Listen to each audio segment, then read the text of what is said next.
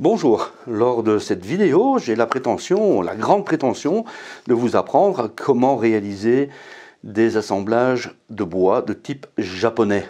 Ces assemblages sont magiques, ils sont ancestraux, ils sont remarquables. Et bien pour pouvoir les réaliser, eh bien, je vous suggère tout simplement de faire une recherche sur Google ou sur YouTube afin de trouver les noms de, je prends mes notes, les noms de Edo Sashimono, de Yoshio Inoue, Akira Watanabe, et ceci par exemple.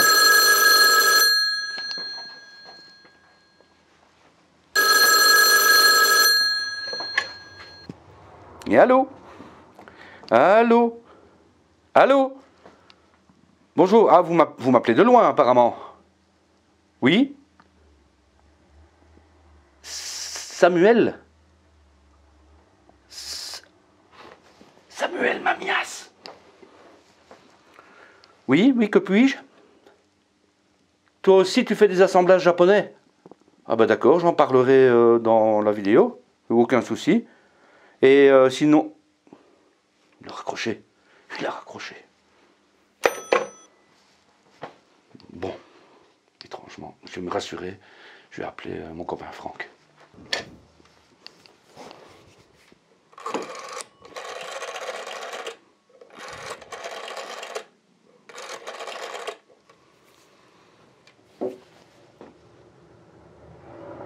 Oui, Krillinium, bonjour.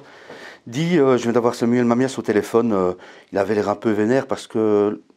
Pardon? Ah, toi aussi tu fais des assemblages japonais? Mais t'as rien de japonais pourtant. Ah oui, tes outils. Bon, ben, excuse-moi des dérangements. Bientôt, je parlerai de tout ça dans la description. Ok, ça marche.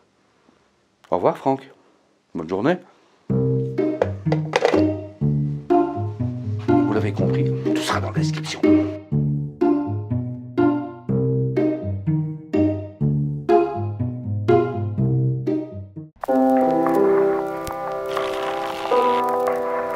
J'ai l'opportunité de bénéficier d'un garage me permettant de stocker les matières premières encombrantes. L'inconvénient, il faut rapatrier les choses. Coup de bol, il ne pleut pas. Fait rare en Belgique. Un fieu, une fois. De fait, je rapatrie les voliges qui termineront fièrement leur vie dans ma cave. Ou devrais-je dire atelier? Bah, disons atelier cave. On va placer tout ça ici. Je mets la première vis, ensuite je prendrai le niveau pour ajuster là-bas. J'ai déjà mesuré, j'ai déjà pris le niveau. Je sais que ça penche plus de ce côté que de ce côté, donc je vais pouvoir ajuster par là.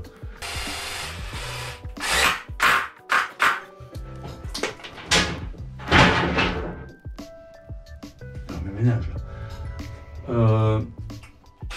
Les mèches à béton dans ce genre de bois, ça passe à travers. C'est pas l'idéal parce que ça va être un peu brut, mais bon, pour le travail que je dois faire, je chipote pas.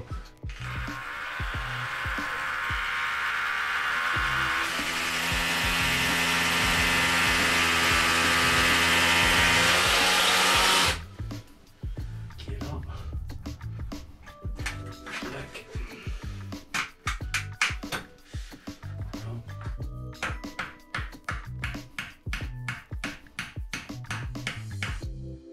Voilà, elle tient déjà d'un côté. C'est déjà une bonne chose. Maintenant, ce que je vais faire, c'est prendre le niveau. Avec un niveau, forcément. Je pourrais le faire au laser aussi, mais l'endroit est un peu exigu. Donc ici, je vais me simplifier la vie. Je vais prendre un gros niveau.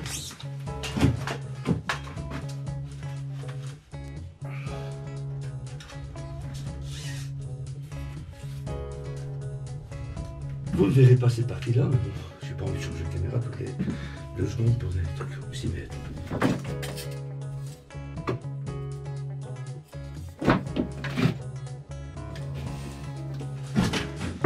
Voilà, maintenant on repart par là, on fait un cadre quoi, en fait.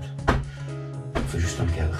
Bon voilà, l'encadrement général est terminé, il me restera à éliminer ça, qui ne sert plus. Je suis content parce que je dois plus forer dans les murs, ce qui doit être un peu gênant pour les voisins. Si vous regardez cette vidéo, je vous prie de m'excuser pour la gêne occasionnée. Après, je n'ai pas fait ça en pleine nuit non plus. Voilà, maintenant on va faire ce qu'on appelle purement le voligeage, enfin le chaînage. Donc on va partir avec deux belles longueurs qui vont aller jusque là-bas. Hein, une plus ou moins là et l'autre là. Et ensuite on fera ce qu'on appelle le chaînage.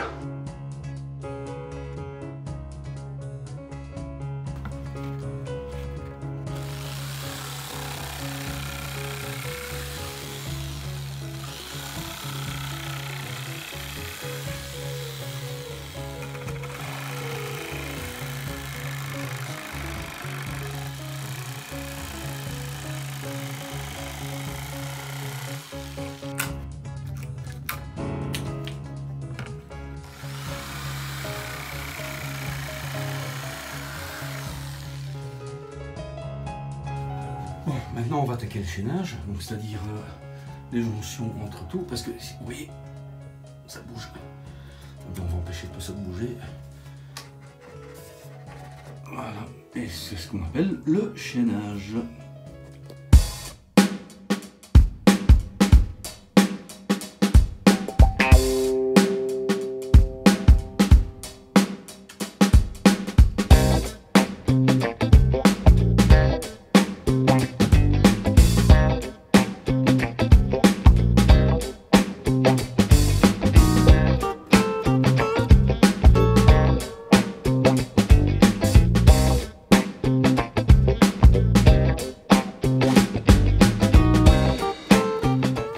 Le chaînage est terminé.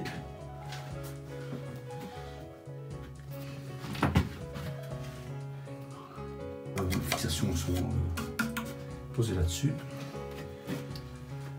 Il n'y a plus qu'à.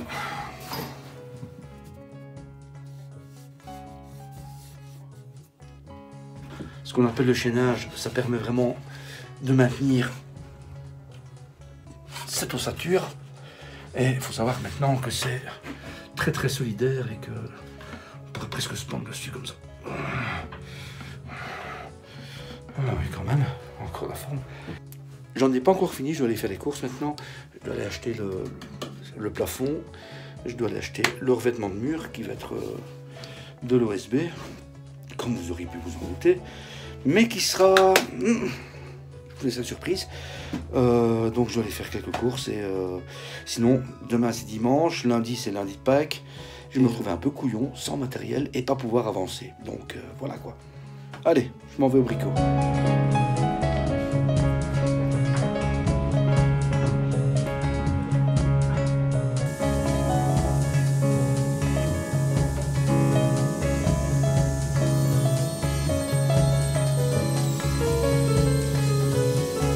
Bon, voilà que le voligeage est fait. Maintenant, on va s'occuper d'abord de ce mur-ci. Alors ce mur-ci, il va d'abord, dans un premier temps, il va être isolé. C'est celui qui donne donc vers le front de rue, je vous le rappelle. On va masquer une partie de la tuyauterie qui se trouve ici parce que c'est pas très élégant. Pour ça, je vais mettre des chevrons à espace régulier. Je vais aussi chaîner et recouvrir après d'OSB. Bon, je vais pas tout filmer, mais enfin vous le verrez en time-lapse. Il va y avoir quelques difficultés, il va falloir passer la plaque ici, faire une découpe. Ah bon, voilà, on improvise, mais il y a toujours des solutions. Il n'y a jamais de problème, il n'y a que des solutions.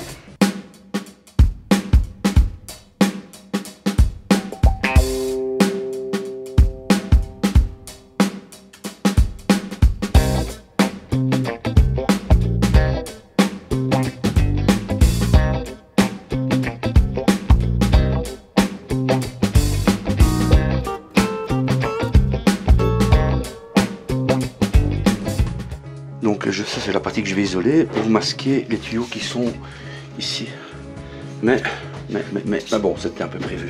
Vous pouvez remarquer qu'il y a quand même un problème. Donc ce que je vais faire, je vais rajouter une surépaisseur ici de 18 mm avec des chutes d'OSB. Ce qui va me permettre d'avoir la plaque qui viendra plus ou moins ici et de masquer ces disgracieux tuyaux, du moins en grande partie. Évidemment, je vais encore chaîner ici, un peu partout, et je vais mettre des plaques de polystyrène. C'est un petit isolant pas hyper efficace, mais bon, pour un atelier c'est largement suffisant. Je vais pas me ruiner non plus. Faut savoir que c'est une ancienne cave à charbon.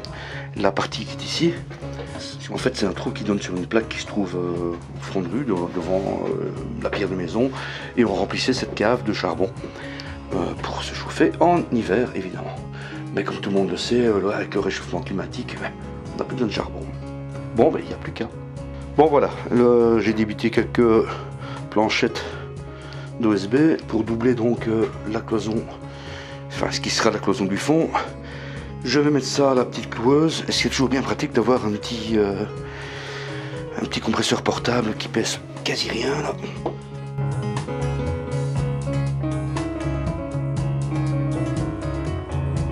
Et là en principe maintenant, on va être bien. Voilà. Donc la plaque de finition, elle va être ici quoi. Elle va être vissée là-dessus.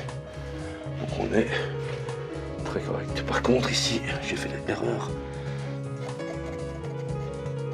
de le mettre comme ça. Je vais devoir couper ça tout de suite. Et c'est dans des cas comme ça que le multitool est bien pratique. Bon ici, je vais pas pouvoir le faire à une main. J'ai pas juste envie de déplacer la caméra que pour faire ça. Je vais le couper, vous verrez ça après, une fois que c'est terminé. Et voilà, c'est rectifié. Je vais terminer cette vidéo avec l'isolation. Ce sera donc uniquement le mur du fond. Ce sera avec du polystyrène de 2 cm d'épaisseur. Le principe c'est que je vais mettre tout ça à serrage. Je vais toujours garder un espace entre le mur existant et le polystyrène, parce que l'air c'est un excellent isolant et ça évitera aussi ce qu'on appelle les ponts thermiques. Bon, je ne vais pas rentrer dans les détails. N'oublions pas que ce n'est jamais qu'un atelier. Ça va être une partie bien amusante aussi, je pense. Ah bon, c'est clair, hein.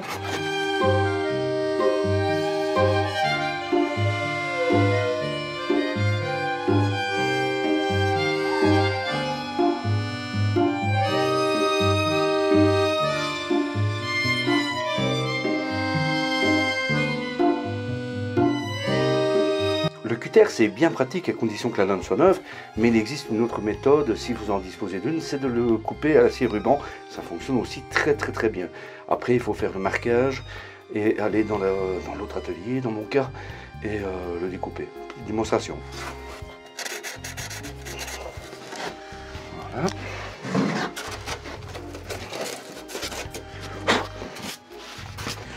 Là, tu viens. Alors là, il suffit de tracer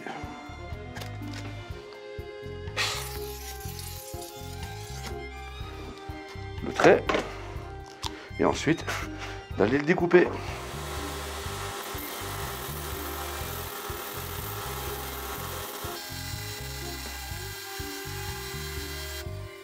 Bon, l'inconvénient c'est que c'est un peu électrostatique, donc ça en fout un peu partout. Et j'imagine que dans les volants, il y en a aussi. Il faudra passer un bon coup d'aspi. Bon, cette vidéo touche à sa fin. Je vais m'arrêter là pour celle-ci. Donc l'isolation était faite, le chaînage, le bardage, etc. Les prochaines vidéos seront certainement, à mon avis, beaucoup plus intéressantes. On va voir les choses avancer de manière plus esthétique. Le bardage déjà et le faux plafond. Ça va déjà changer la physionomie de la pièce et ce sera déjà beaucoup plus sympa. Notez quand même une chose. J'ai un trou ici qui amène les câbles d'un ancien compteur. Donc j'ai de l'air qui arrive de là. Et ça passe par ce trou-ci. J'ai gardé, ici dans le bas, j'ai gardé une ouverture. Ce qui permet une circulation d'air. Merci papa de m'avoir fait penser à ça. Parce que c'est vrai que sinon, s'il n'y a pas de circulation d'air, ça pourrait pourrir le mur en fait. Bon ben voilà, tu sais ce qu'il te reste à faire. Hein. Tu cliques en bas, tu mets la cloche, tu partages si tu aimes. Et j'espère que la prochaine te plaira encore plus que celle-ci.